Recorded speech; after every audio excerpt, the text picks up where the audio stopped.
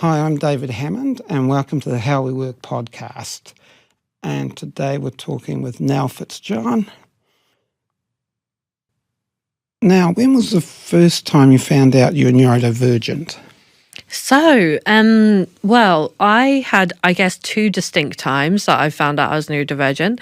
The first was when I was 16 and I went to art college. So I had spent all of my schooling kind of just thinking I was different. Yeah. And I think I decided probably around age 8 that I was not for school and school was not for me. And I had left school early, which I'll talk more about later, but when I went to art college, my teacher in a subject I had called contextual studies, which was basically like how we contextualize art that we were viewing into a written format. He noticed that my verbal reasoning and how I spoke was so much better than how I could actually write my written work. And so referred me to the kind of special educational needs area of the college that I was at to have an assessment for dyslexia. And then, then that's how I found out I was dyslexic. And then I found out that I had ADHD. I have known for about 3 years I have ADHD, but I just got diagnosed this year. I decided to seek out diagnosis this year, which was quite an emotional journey for me, especially after living my life being me my whole life. It was a bit of an odd thing, and it was actually very odd because I cried a lot during my assessment, which is about a 3.5 hour assessment for anyone who's considering doing it. And I cried a lot during the assessment. And I was saying to my psychologist, like, is this normal? Is it normal to cry the whole time? And she said, yes, absolutely. Like, even though you have sought it out yourself, like you're the one who's chosen to come here and chosen that you want to do this, it can be a very emotional experience. So I guess there were two kind of distinct periods of me understanding myself, which were, when I was about 16, understanding that I had dyslexia, and then in my 30s understanding that I have ADHD. No, I can imagine. And it's sometimes I think I've heard a lot of people talk about the fact that they know they've got ADHD, but it's something else to actually be diagnosed with it and have it formalised. It's a totally different experience, and it's been really interesting because when I went to sort out my ADHD diagnosis, I talked to my GP about it, and we kind of talked about, well, why do we want to know, I guess, is the thing, like what that's the big question. Like, what's important to me about it? Like, is it because I want to seek out medication? In my case, that's not the case, although I'm totally supportive of medication for people where it helps them, because I have other chronic health conditions. The medication wouldn't be suitable for me. But I think for me it's the knowing that it's not a mental health problem that I have, because actually, like, that's a big thing, right? And I think especially for people who've lived with undiagnosed ADHD, is you just think like, do I have cycles of depression?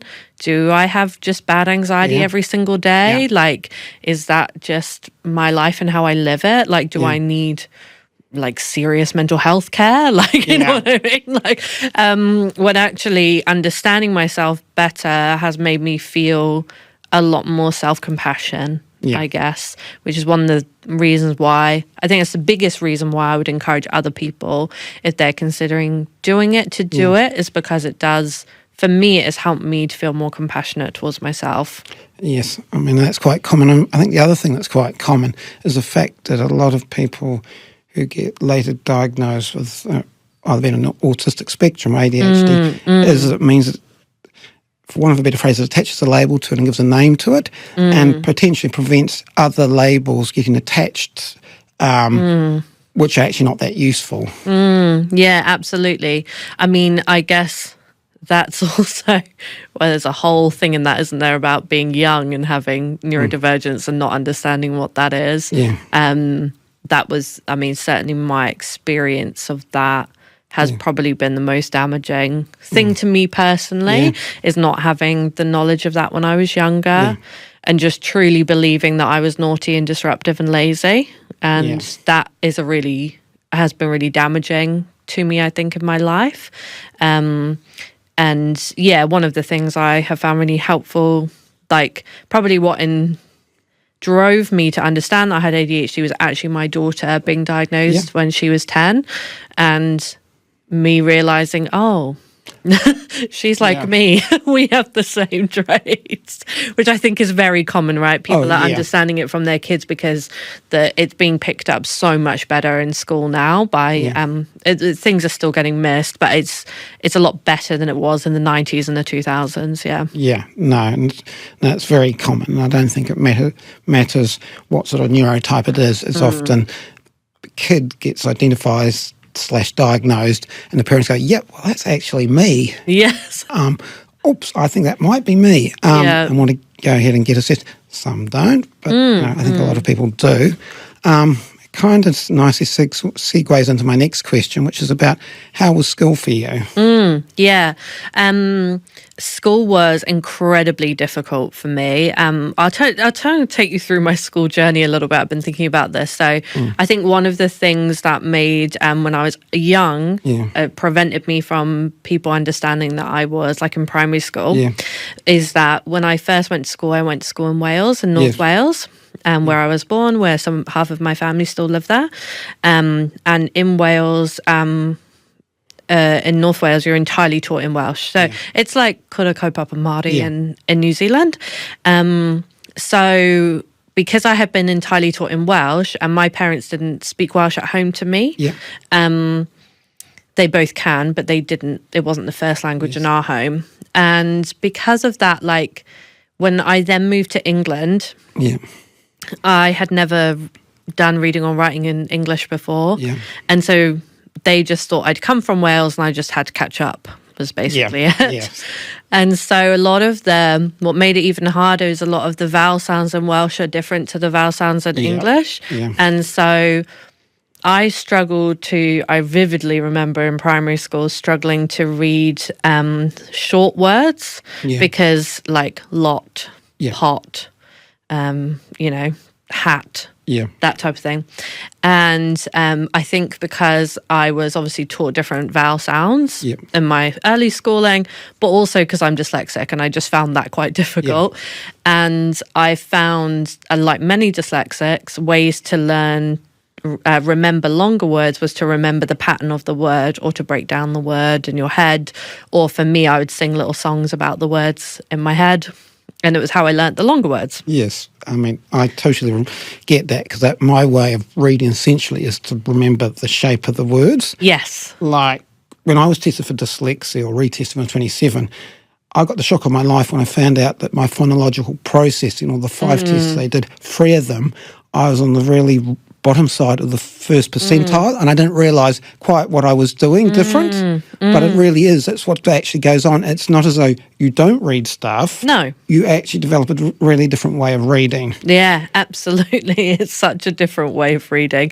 And I'm still what would be considered a slow reader to this day. And I'll talk about some of my strategies I use later. So my teachers thought, like, I remember my teachers telling me that I was like messing about by spelling the short words incorrectly and the longer words correctly. Right. And they didn't understand that actually that was because I am dyslexic. I then had like one of my other early vivid memories of school, which I think speaks to being a really creative dyslexic person, is I remember we were once doing this task called observational drawing, and it was at Easter time, and because we were a Christian school, like all schools are in the UK, there was a bird's nest on the table with eggs in it, and we had to draw it how we saw it. So the instruction... You can tell me what you think of this instruction. The instruction for observational drawing was to draw it exactly how you see it, which is a terrible instruction because obviously everyone sees it differently. And what they actually wanted was like accurate drawing. Yes, but that's But two it's different two things. different things, exactly. So I remember doing mine, I was so proud of it. I thought it looked so exactly how I saw it. And I remember looking around and thinking mine looked different to other people's. And my teacher being so angry with me and chastising me in front of the whole class for messing around and like not doing it properly and not following the instruction. And I still remember that to this day. I must have been about 8. Yeah. As it being like a really formative moment of me being like, oh, I don't think I belong here. Like, I don't think I actually belong in this system.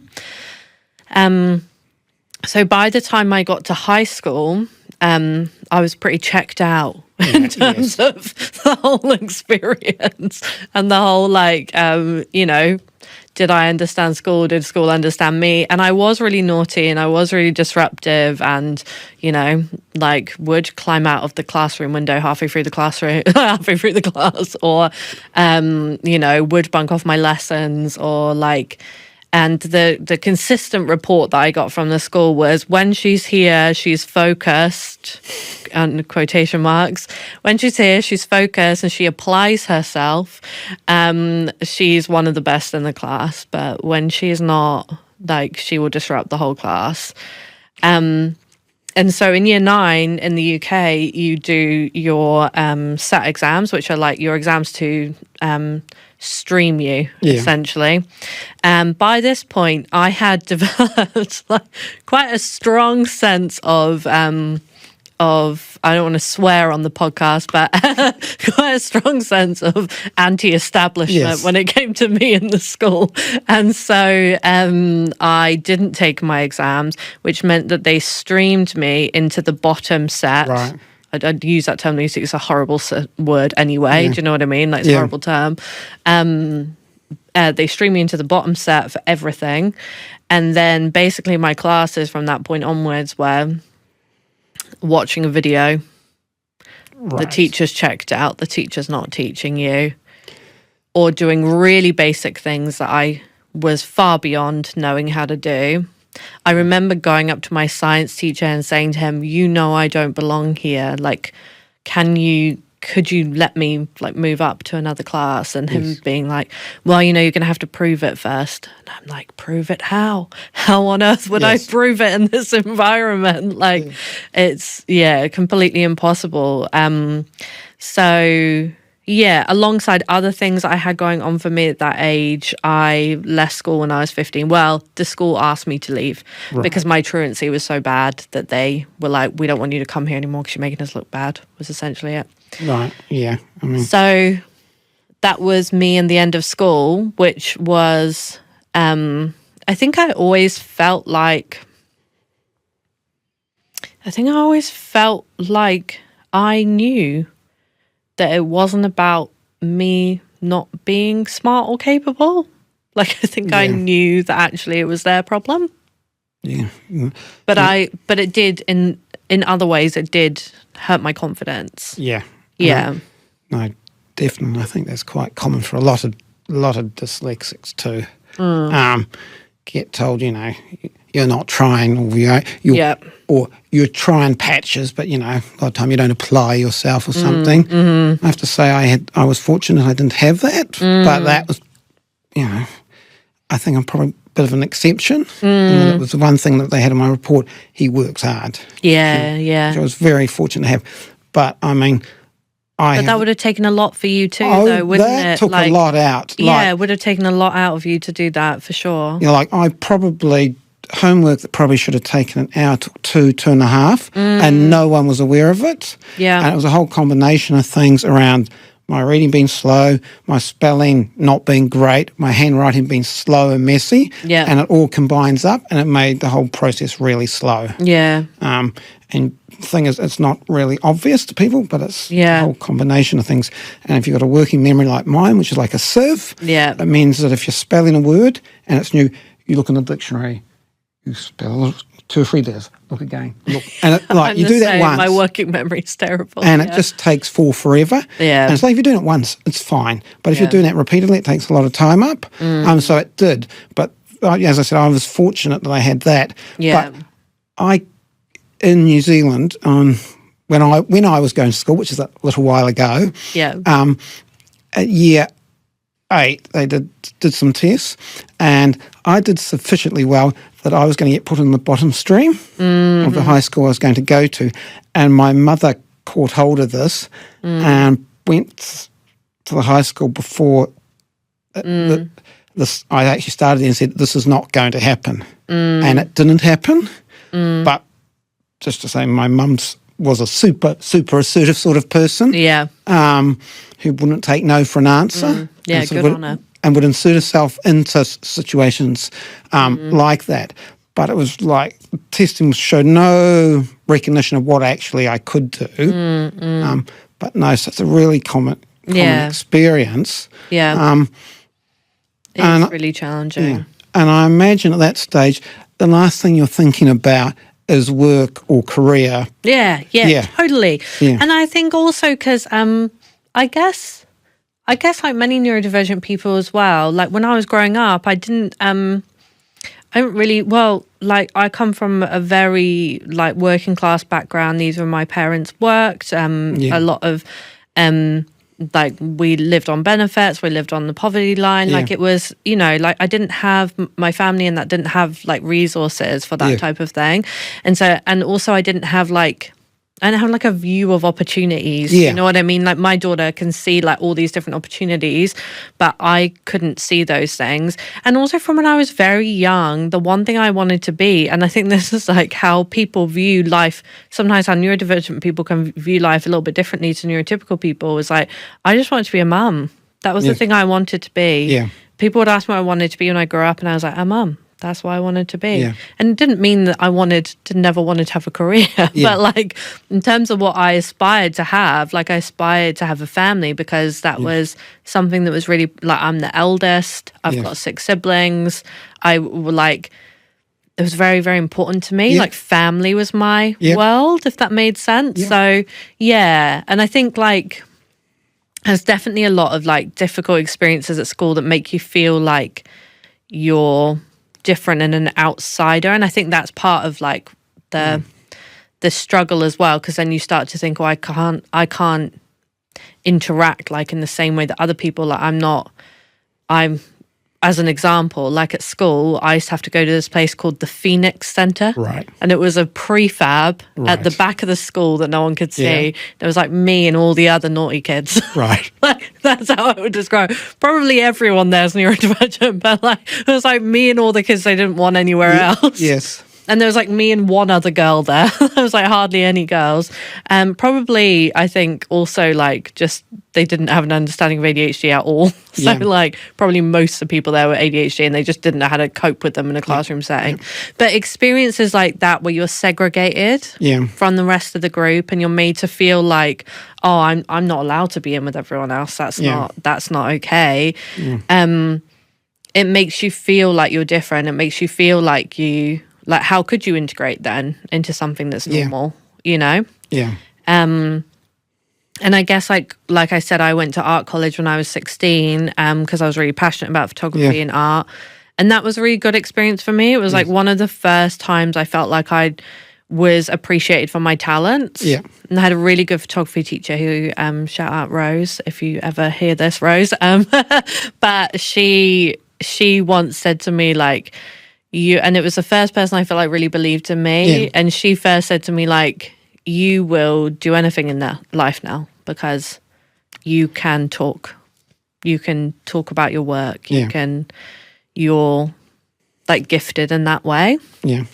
And it was the first time I felt like someone was like understood that I had a talent that was not maybe the same as other people's talents. And that's the thing is, when you become an adult, you only ever have to be good at the things you're good at. And perhaps it's only 1 or 2 things, but that's what you can actually specialise in. Because as a kid, there's the expectation that you're going to be an all-rounder. And do everything and be good at everything. Whereas when you become an adult, no one really worries if you're not good at all the things you're not good at. If you're really good at the thing that you're passionate about, whether it's sport, whether it's art, whether it's leading people, because no one asks,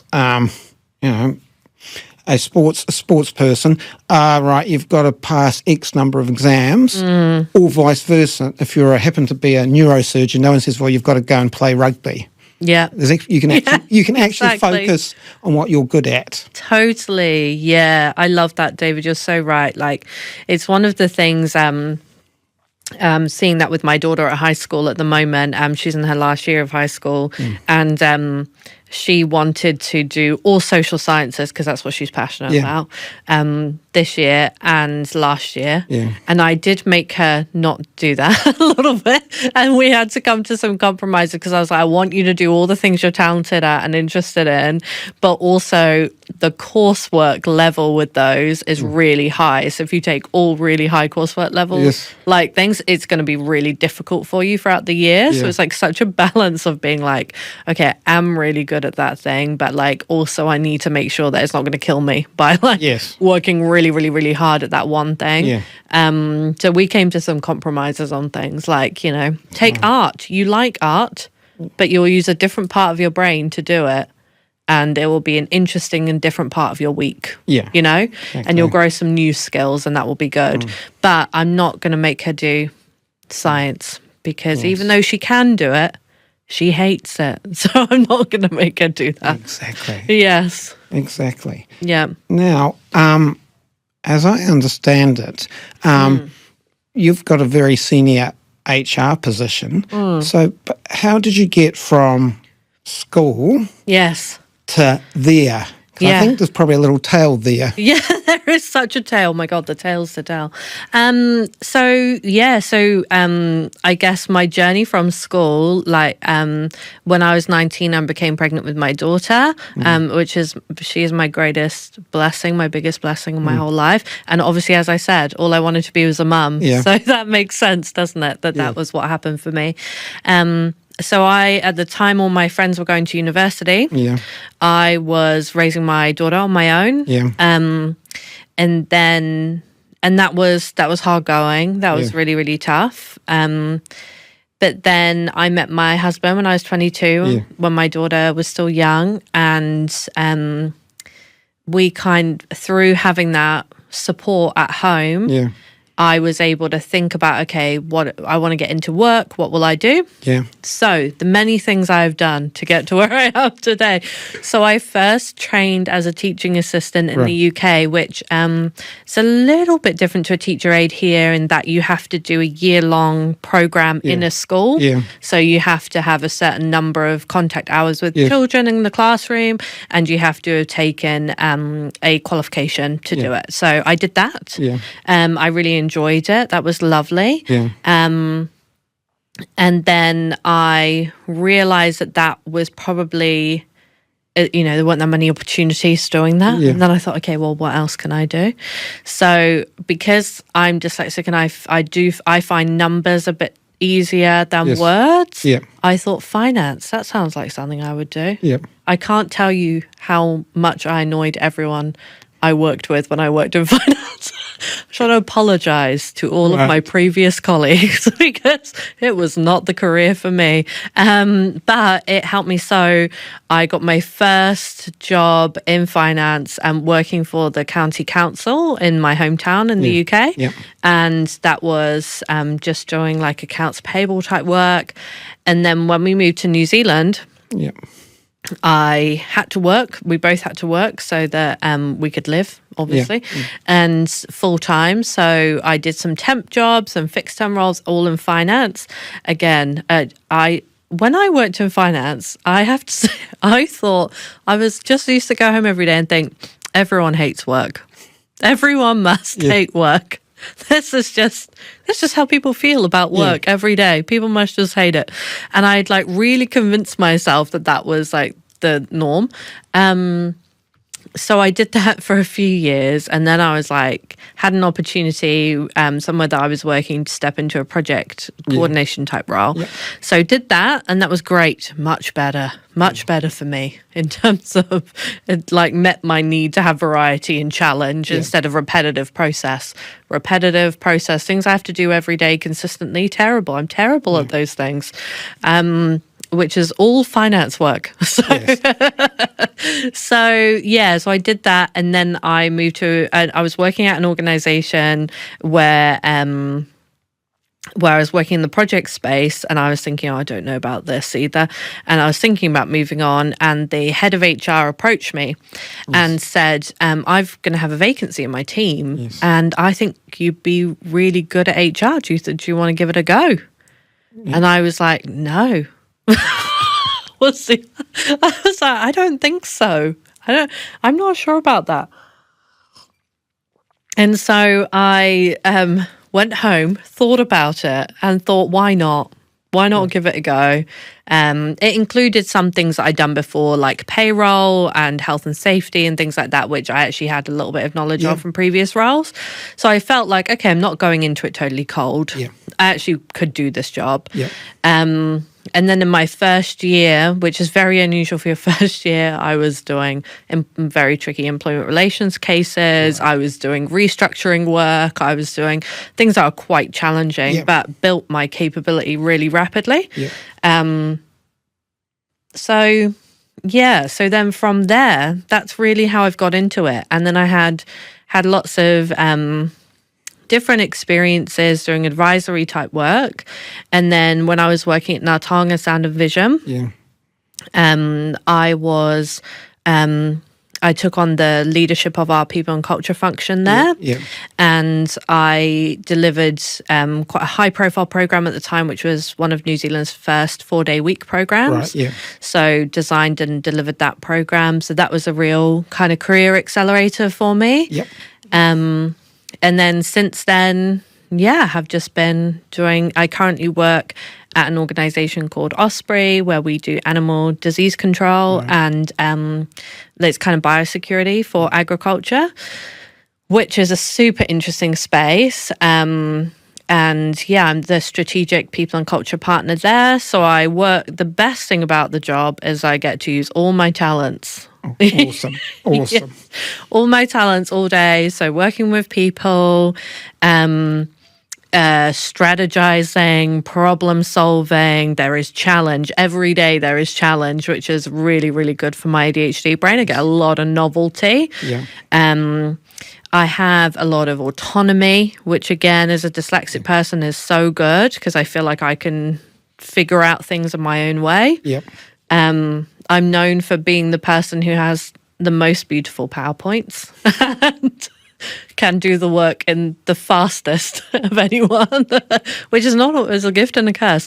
But I get to use all of those different talents all the time and all of my experience that I've built up. And so it's made me I now really love work. Whereas for a long time, as I said, I used to just think, maybe everyone hates work. Yes. Maybe that's just the reality of life. I had a similar but different sort of experience where I thought everybody got tired at work. And then I realised, actually, no, that doesn't happen. But I used to, because I was overcompensating so much at work, the weekends I'd literally, Saturday would be, competition between the sofa and the bed as to which one I lied on the most. Because I absolutely had it from the week's work. And I kind of thought it was normal, wondered how anyone ever had a social life. It's such an interesting one, the tiredness thing, because I certainly am like that, and I will have times where I've expended all of my energy working, and then I'll be like, I can't do anything this weekend. Certainly that was the case when I was running my own business as well as working full time. Like that was really, really full on. And I think I had some health issues last year, and being diagnosed with a chronic condition has really made me rethink how I spend my time and what I spend my time on and how I do it. And that has really helped me as well. Because I think I saw a really interesting thing the other day saying that, and I don't know how many people will relate to this, but saying when you have ADHD, you see everything as a competency test. So am I, if someone says, do you want to do this piece of work? You won't say, yes, I'd like to. You'd say, yes, I can do it. Because it feels like you're testing your own competency about like, oh, could I do that? Oh, yeah, no, okay, I think I can do that. And so when you view everything that way, like it's a competency test, it feels like you don't give yourself any choices about if you would like to do that or not. Yeah. You know? And if that is the best thing for you to be doing with your time. And I think a lot of that can come back to feeling like, you know, our early experiences of feeling like you're incompetent when you're not. Yeah. Yeah. Totally.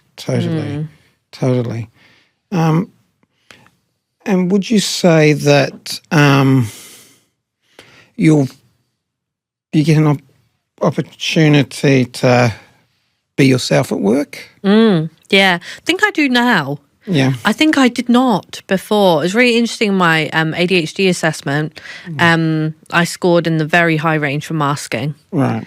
I think I think I do mask a lot in terms of like I really try not to let other people show, like not to show the things that maybe what's happening in my head outside of myself. Yeah, I think I do.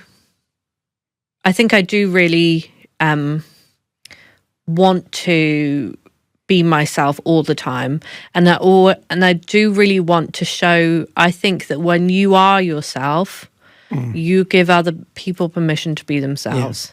Yeah. I think that's a really important thing. Yeah. And yeah, so I think at the moment I certainly work in an organisation where I feel very safe to be myself. But I know that that's not the case. I know that's actually a privilege because for a lot of people, they don't feel that way. And I think if there are people listening to this who have influence in their workplace, I would say the big thing is to, to find ways to help your organization to allow people to be themselves at work and be their authentic self in the best way they can, not to a point where there's an argument for, you don't want to be your authentic self to a point where it might hurt someone else. Yes, you know what I mean? Yeah. You want to still be collegial and still think about how you are for other people. Yeah. But, for most of us, just being authentic, we wouldn't be hurting anyone by doing that. You know what I mean? And it's a really important thing to do. I think I've struggled to ever be anything apart from myself, and I think that even when I was younger, actually said to my mum the other day that it's probably one of the things that she taught me from an early age was I didn't have to, I was okay to be myself and be individual. And I think I've taught my daughter that too, like she's very individual and unique, and I think it's something that I think is really important. I do too, because I think often organisations talk about that a lot. Yeah, they do. But actually having it modelled is a different matter. Yeah. And often organisations will talk a lot about having a diverse workforce and an inclusive workforce, but it actually doesn't get modelled that much. Yeah, totally. Yeah. And allowing people to have differences, I guess, and be different and show your differences. And it's not, sometimes it's about cultural things, but sometimes I think it's in the micro moments, if I'm entirely honest, like sometimes it is in the big things like, showing that you celebrate a range of religious holidays, as an example. That meet your diverse workforce and meet them where they are. But sometimes I think it's just in the micro moments, I had a micro moment the other day where I was unwell with my condition had come on while I was at work, and I'd got in the lift with our chief executive and I apologized to him. For looking unwell, being a bit off. And he was like, why are you apologizing? And those are the micro moments. Yes. You know what I mean? Where he was saying, I didn't have to apologize for the fact that I have a chronic illness and that this happens to me sometimes. But that matters more, I think. I think so. And I don't think people in leadership positions and managers realise that sometimes it's not the big plays. No. It's those personal moments when you actually say something like that. Yeah. That gives the person the ability to say, yes, I can be myself. I don't have to hide stuff like that. But as I said, it's something that probably can't really be taught. I don't think it can. Often it relies on a leader having the instinctive capability to be able to say that and to know when to say that. It's not as much as you would like to give people training about to do that. Often it's actually being able to pick up when to say it. Yeah. There's a level of intuition, isn't there? And there's a level of like judgment around how to deal with those things. And I think there are some tactics that I use at work that I used to be embarrassed of. So as an example, I can, like, in my line of work, accuracy, very important when you're like creating documents that are going to be circulated to the whole organization, things like that. And I used to be embarrassed of using the read aloud function because I can't proofread documents. Yes. That's not a skill I have. And I don't think I could ever have that skill because it's literally not how my brain works. And then probably like 5 years ago, I discovered read aloud. Yeah. And I was like, my life has changed. My perspective on my whole work has changed from being someone who felt embarrassed when there were mistakes in my document to just like flicking the read aloud feature on and listening to my document. Yeah. And then I can check it that way. But I can't check it through reading it. I can check it through listening to it. So it's just little things like that I don't feel embarrassed of anymore. Like I feel like I can say that and say I can do it. Or, my people leader at work is amazing. We have a really great relationship, and there are some tasks that she might want me to do, but I'll say I can't do that. Like, for example, check 300 lines of data in a spreadsheet. That could not be me. Right, that's asking for trouble. I'm just not going to do a good job at that. And she understands that and will be like, yeah, absolutely, we'll get someone else in the team to do that who does have those skills, So I think it's that type of thing where it's like your expectations of people do need to be different based on what their strengths are. Because there are things that I will excel at and there are things that my teammates might excel at. And they're completely different things. And if we play to everyone's strengths instead of just playing purely to our positions all the time, it just makes makes work so much better for everyone. I have to say, as someone who's spent time in the New Zealand public sector, it is one of the more infuriating things that there's an expectation because someone's got the same job title that they will all have the same strengths. Yeah. And try to turn everyone to having the same strengths. And the reality is everyone's going to have different strengths and different challenges. Yeah. And it sounds really incredible that you've got to a situation where you can have that conversation and say, hey, boss, actually, I'm not going to be able to do this. Yeah.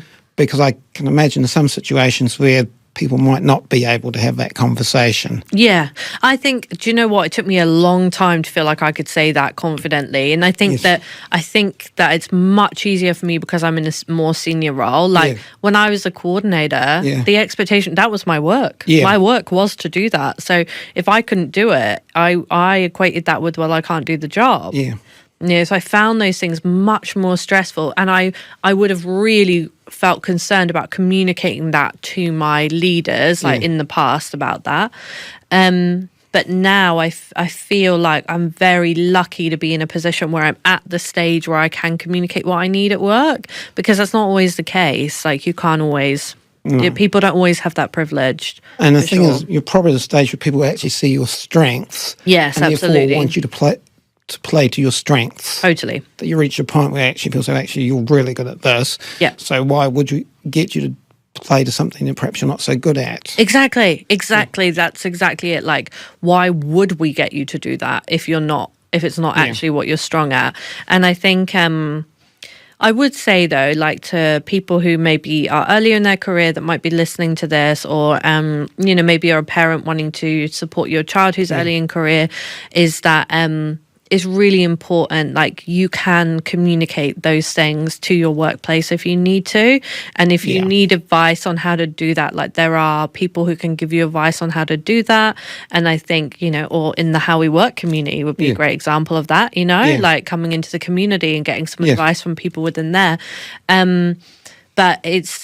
but communicating what your needs, like, it doesn't make you lesser than someone else because, you know, because you have talents in other areas. Like, yeah, I just think it's, people sometimes don't know that they can communicate those things, I guess. And I think my way, particularly for neurodivergent individuals, is to frame it up. If we're going to have this discussion with their managers, frame it up as, this is how I work best. Yes. So even if you're really uncomfortable about identifying that you might have ADHD or you're on the autistic spectrum or you have dyslexia, if you frame it up, this is how I work best. Most managers are really grateful, speaking to someone who has been a manager, to have someone who's got enough self-knowledge to know their strengths and things they find more challenging. And that is potentially one way of framing it up if you're not comfortable about putting a label to it. You can say, hey, this is how I work best. I need to have a quiet space when I'm focusing on this big project, as an example. Absolutely. And I think... I think that there's that self-awareness piece. You're so right. Like, most managers, like, I think as people, I think that people struggle with that work is like not being able to articulate what they need, and then their manager not knowing how to solve the problem for them. Like, I see that all the time in organizations I've worked in. So I think the more that you can communicate your needs, the better. That's a really positive thing to be able to do that. Totally. But I think people, you know, a lot of time are actually really, in some sense, are scared, but I think if you can actually frame it up as, this is how I work best, and particularly if you're new to the workforce and you're finding your feet and trying to negotiate all the things you do when you're new to the world of work and how you do stuff, having something like that in your back pocket's quite a useful thing. Yeah. But actually hearing it from you about, actually, there's a thing you can do. The other thing is having managers that are actually okay with the idea that not everyone has to be a clone of each other, that they can actually be differences. Yeah. And, you know, if you've got a team of, I don't know, half a dozen people, say, not to expect everyone will be absolutely good at everything. No.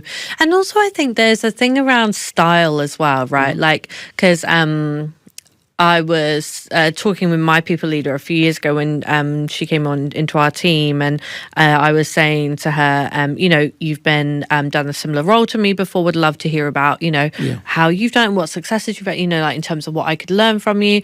And she was like, yeah, absolutely. But also, you will do it your way and I'll do it my way. And both ways are okay. Yeah. And I was like, wow, that's refreshing. Because actually, like, a lot of, I think, managers can get caught up in personal preference. Of like what is my personal preference? How would I like the work to be done? Yeah. And actually, it's quite unhelpful in the grand scheme of things, because a lot of people will not do things the way you want them to do it. So, like, for example, in my work, when I work with leaders, I'm quite casual, like in how I show up in it. But I'm from a working class background. I'm not someone who, you know, I have higher education. Like, I'm not someone who's super formal and academic in how I present myself. Like, I'm just me, and that's, what you see is what you get. Yeah. And I prefer to have a good, solid relationship because I think that is the foundation for us then to be able to have really productive discussions about work and really productive discussions about your people and how we can, you know, work together on that. Whereas, I just think if we all decided we all wanted to be a certain way, you know, we're going to do things differently. And the style is really important because we want people to shine in their own way. Yeah.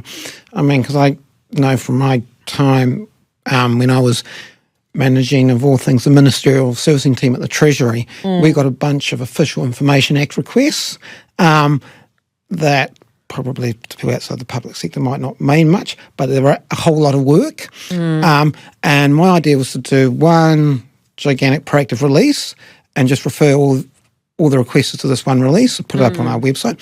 And the team that were doing it, the senior advisor came and told me, actually, we've had to talk about this and we'd rather do them individually. Now, to me, that was a whole lot of extra work. But given they were going to be the ones doing the work, I just let them go for it because they're the ones actually going to have to do it. And because they were owning the work, they did it. Now, technically, it might not have been the most efficient, but because they were the ones having to do the work, then they actually did the work and did it really well. Had ownership of it, Took ownership of it. And sometimes it's not necessarily you coming up with all the ideas. It's being open to the fact that someone else may have a better idea or a different idea. Yeah, and if totally. they're actually going to be doing the work, being willing to let other people actually own it and just be able to sort of, keep your ego in your hat and just step back and let other people actually do it and do it in their own way, even if it's not the way you'd do it. Yeah, oh my gosh, 100%. I'm having a little giggle then because, 100% people need to be able to do things. And if the way that they're doing it is still a right way, there's often multiple right ways to do something, right? Yeah. And so, it's just being able to look past personal preference, be able to say, okay, well, if the team feel this strongly, they've come to me, they're giving me their pitch about why they want to do it that way. That sounds good. Yeah. I find, I see that with my daughter and her learning style and things as well. Like, the more, I wish there was more room for that within education. Yeah. That there was more room for people to learn in different ways and have different styles to their learning. Because I definitely think it's, I think we're better in New Zealand than in the UK, for sure. But we have more openness here. And there is definitely some educators in this country who I really respect who are trying to do really good things in that space. But there's still, we've got a long way to go. Yeah. Yeah, definitely. Definitely. And you've got a whole different thing about how people process information differently. Yeah. And I just think of my oldest daughter, who's a visual learner and has learned to bake bread from watching YouTube videos, has learned all about gardening, graphic design, floral design, and it's all visual. Yeah, she processes stuff visually, and it's like the common thread. I run a course and I put this up there with all the different things like that and say, what's the commonality? Yeah. And it takes a while for people to work out. Yeah. Some people say something, use your hands, which is true, but other things, it's actually using your eyes to process it. And she just views the world very differently and processes it very differently. Yeah. If you asked her to read stuff, she would find that a challenge, but if she's actually seen a video, she can do it. It's like she was kneading bread at age of 6. Yeah. And I love that. And people presume that when we say she was baking bread, that we would do it and she was kind of watching. No, mum and dad job was to turn the oven on, put it in, but she was doing everything else and understood exactly why and what she was doing. Wow. But she visually processed it, which is something that potentially in the educational setting, even in organisational settings, people don't assume that you actually learn information through visually processing it. Yeah, totally.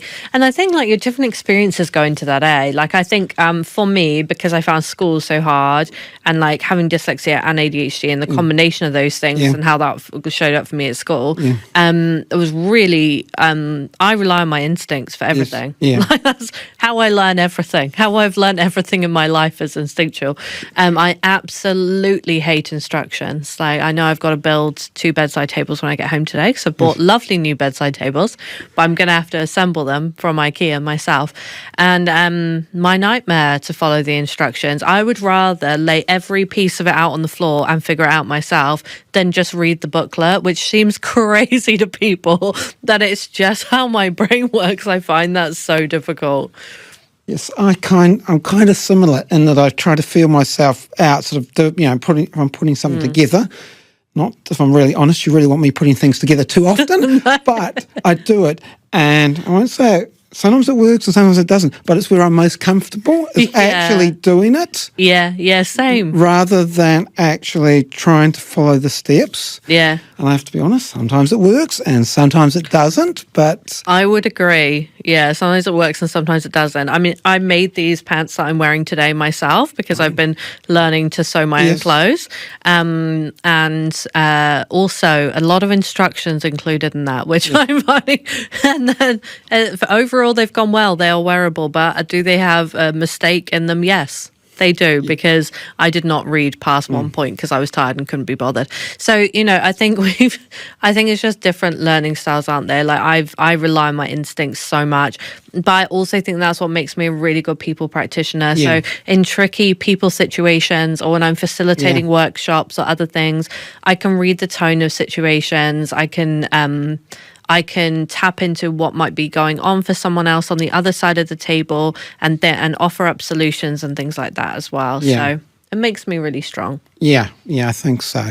Yeah. So we've covered quite a lot. We have. But I was wondering if there was some advice you're going to give to your younger self, what would it be? I think it would, advice to my younger self, I think it would be don't take criticism so seriously. It's just someone else's perspective. It's not you. It's not who you are or what you... Like, I think I internalised a lot of the things I was told as a child. Yeah. And I wish I hadn't, because that wasn't my stuff. That was someone else's. Yeah. You know, it was someone else's perspective of how I learned or what I did. Yeah. You know, I would tell her that she did a really good job on that observational drawing. Yeah. And she did draw it how she saw it. But, you know, like that type of thing, like I feel like I internalized a lot of the criticism that I was given. I think a lot of kids do who are neurodivergent. And actually, I would say that if someone criticizes you, that it's probably not about you. It's probably more about them and their perception of how they want the world to be than it is about you or your abilities. Yes, it's a really good piece of advice. But I can imagine for young people that's probably easier said than done. Much easier said than done. But I would say that's really good advice. That often when people are critiquing you, analysing your work, often when they come up with something, it's often about them rather than actually about you. Yeah. But whether you're 8, whether you're 12 or 16 or whatever, often your perception of it is, oh, yeah, it's all about me. And actually, no, it's not. But when you're that age, you can really feel it. Yeah, you can. You can feel it quite deeply. And I've just seen that, the example you used of the drawing that you did, and the teacher being really upset. It's, as someone who's dyslexic, I've got all sorts of negative experience at school, and it's amazing the sort of things that you remember. And I suspect most people would not remember those things, but they've had an indelible impact and sitting there and sort of, it's, in my case, sort of being sort of motivational. Yeah, totally. And I think... I think my teacher would be extremely embarrassed if she knew how that had impacted me now. Like, if I sat down with her and I said, that really impacted me, I think she would be extremely embarrassed by that, because I'm sure it's not how she would have wanted to make me feel. And I guess my last bit of advice would be follow your dreams, which is the thing I tell my daughter all the time at the moment. Like, follow your dreams, because when you're a young person, there is no better time to follow your dreams, because later you might have to engage in capitalism and then you won't be able to follow your dreams so much. But I think that's a really, really important one. Like, when you're young, follow your dreams, do what makes you happy. For me, that was having my daughter. That was the biggest blessing in my whole life. And, now I have the career that I love because I have followed that as well and followed that where that's taken me. And just don't be afraid to do that. Yes. I think that's some really good advice. And I would like to think people would be inspired by what you've shared. Thank you, David. No, it's been really good, and it's been a pleasure to have you along here today. I've really enjoyed it. Thank you so much for inviting me. Thank you. Great.